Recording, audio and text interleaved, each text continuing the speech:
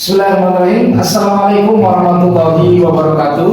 Sahabat Desa Bantarsari, berjumpa lagi dengan saya Aldi Fani di channel kesayangan warga Desa Bantarsari, yaitu channel podcast YouTube-nya Warga Desa Bantarsari. Baik, alhamdulillah hari ini saya tidak sendiri, tentunya ditemani oleh narasumber yang luar biasa. Siapakah beliau? Nanti kita akan kenalan, karena untuk podcast kali ini masih kerjasama dengan Politeknik Digital Boas Indonesia atau PDBI, yang insya Allah akan selalu menemani kita di siaran melalui channel YouTube podcast kesayangan warga Desa Bantarsari. Baik, kita sapa pemateri kita. Assalamualaikum warahmatullahi wabarakatuh. Waalaikumsalam warahmatullahi wabarakatuh. Iya, saya akan memperkenalkan ke warga desa dan semua hadirin nanti akan menyimak di channel kita. Ya. Silakan Bapak memperkenalkan diri ya, gitu ya, supaya warga kita mengenal Bapak, dan katanya kan kalau tak kenal maka taruh ya, bukan tak kenal Pak ya. Silakan Pak. Silakan. Oke, assalamualaikum warahmatullahi wabarakatuh. Selamat siang semuanya. Perkenalkan, saya Rahmat Andi Marvianto. Saya di sini sebagai salah satu dosen di sebuah Politeknik Digital Boas Indonesia, Pak. Sebelumnya saya juga sebagai praktisi di bidang industri, tepatnya di industri keramik ya, Pak ya. Ya. Kalau Bapak kenal sekarang mungkin brandnya yang mungkin terkenal di Indonesia mungkin Toto, Pak. Toto ya. Ya. Tapi kita nggak lagi iklan kan? Enggak. Siap. Sebenarnya pengalaman itu Betul.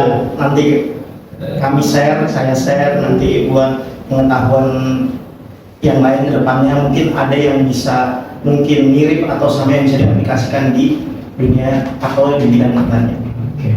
Ya. Baik, luar biasa. Pak Anggi, berarti aktivitas sehari-hari sekarang diantaranya di Politeknik Boas Indonesia ya? Mengajar? Kalau sekarang ya mengajar Pak full di Full, ya? Politeknik Digital Boas Indonesia. Full di Boas, Masya Allah, luar biasa Pak dosen kita. Ini tentunya nanti akan banyak hal yang kita bisa bicarakan bersama Pak ya.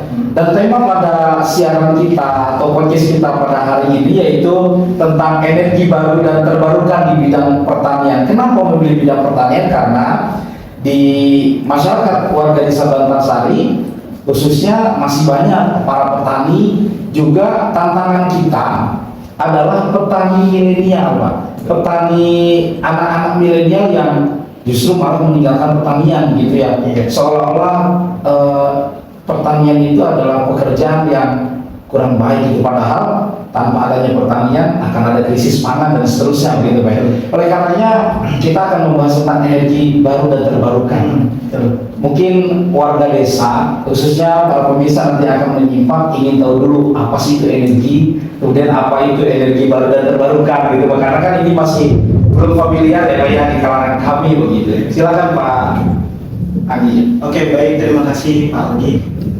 Baik, sebelum kita bahas masuk ke materi untuk energi baru dan terbarukan, yaitu tadi tepatnya buat kaum milenial yang sekarang nih Pak.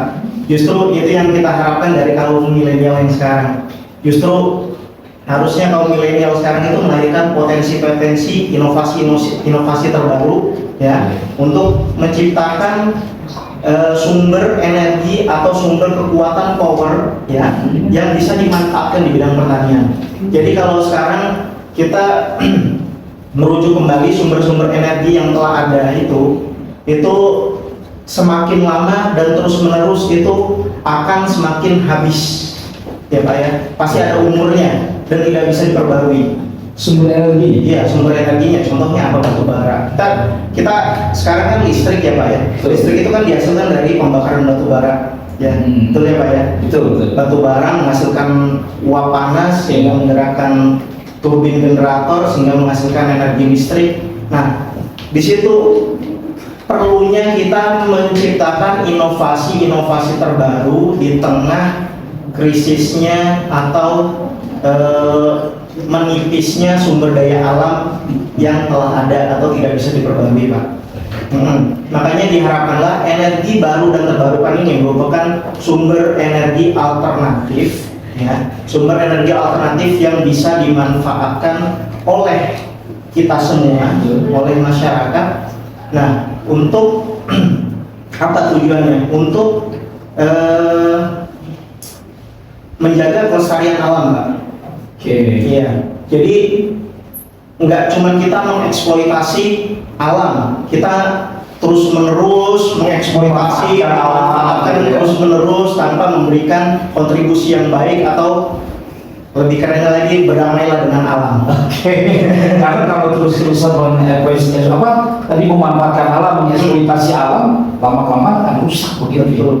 Dan tidak menutup kemungkinan nanti alam sendiri juga akan murka terhadap manusia karena hanya memanfaatkan, tidak menjaga, tidak bisa menjaga. Oke, ini luar biasa. Berarti energi baru dan terbarukan ini, khususnya di bidang pertanian, nanti apa saja Pak yang kira-kira bisa dibuat terobosan-terobosannya begitu? Nah, di sini kita bisa memanfaatkan energi baru dan terbarukan yang ada di alam ini banyak, Pak. Apalagi yang paling sumber energinya kita bisa rasakan saat ini potensinya sangat banyak sekali, itu energi matahari. Energi matahari ya, energi surya. Energi surya, panas matahari. Panas matahari. Ya. Panas matahari kebetulan di Indonesia ini merupakan iklim ini ya Pak ya, tropis di garis khatulistiwa. Ya. Nah, itu sebagai keuntungan bagi Indonesia. Nah, untuk memanfaatkan sumber energi panas tersebut, gitu Pak. Bagaimana caranya? Lewat panel surya. Nah, Panel surya. Betul. Nah, panel surya ini menghasilkan, jadi dia memanfaatkan energi panas matahari yang dikumpulkan dari sumber panas matahari, ya Pak, lalu disimpan di baterai, Pak. Oh, jadi ada penyimpanannya. Ada penyimpanan yang khusus. Oke. Iya. Selanjutnya yaitu akan di inverter, akan diubah dari tegangan DC menjadi tegangan AC untuk dipakai dalam kehidupan sehari-hari, kehidupan rumah tangga. Gitu Pak. Jadi kalau untuk di bidang pertanian, jadi kita bisa memanfaatkan itu bisa di sistem pengairan, bisa Pak. Sistem pengairan, sistem pengeringan. Pengairannya apa?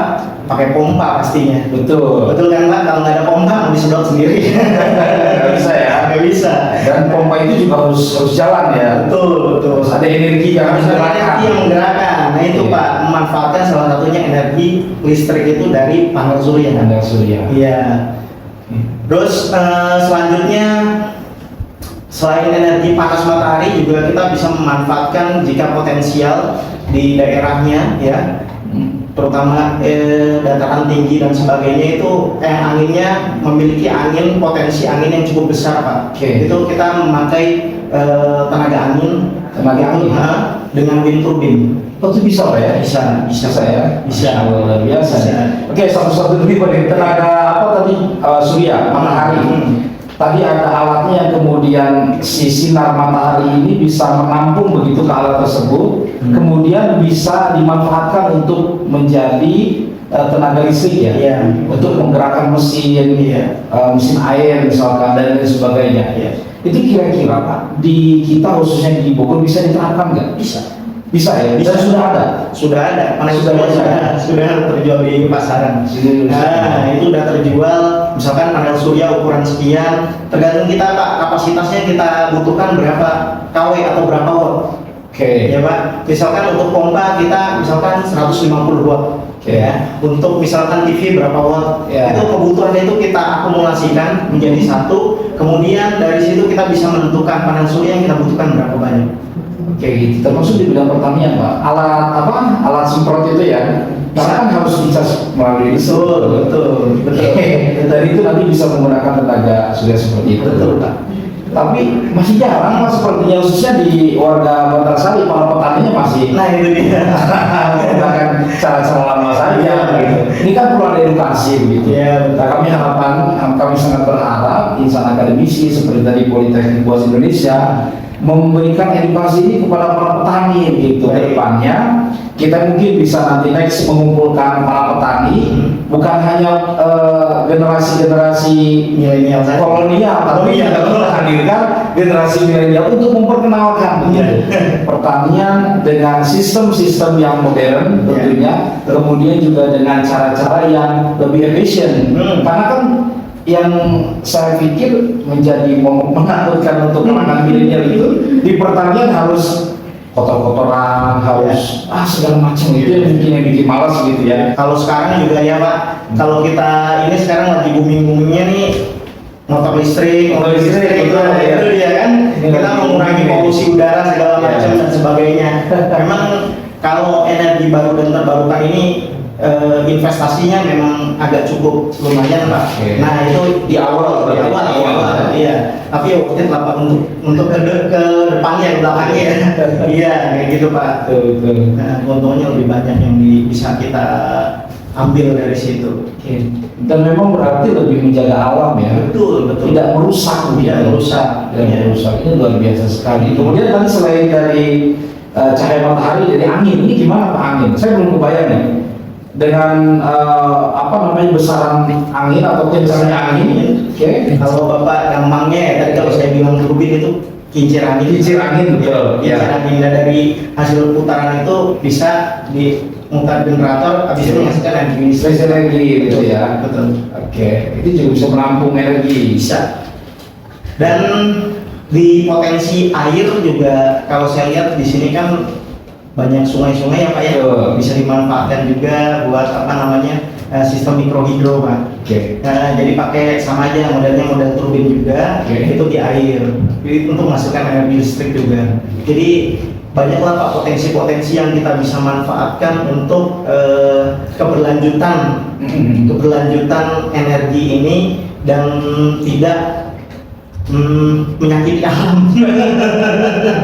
betul. Alam yang tersakiti ya. Dan 3 potensi itu bisa nggak Pak diterapkan di Batanghari khususnya? Pertama kalau matahari kan bisa lah ya. Kalau matahari bisa. Kemudian yang kedua angin, kayaknya angin kita nggak begitu kencang. Potensial ya. Tapi kalau air ada sungai besar. Ada sungai besar itu bisa kita manfaatkan Pak. Gitu.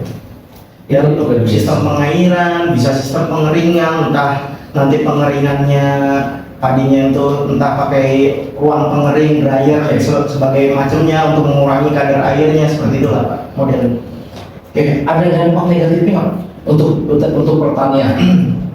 Kalau musim itu udah jelas sih, banyak sekali gitu ya. Kalau untuk dampak negatifnya bagi pertanian itu tadi Pak, investasinya cukup. Jadi para petani kita juga harus modal agak besar juga, agak ngerogoh dulu Pak.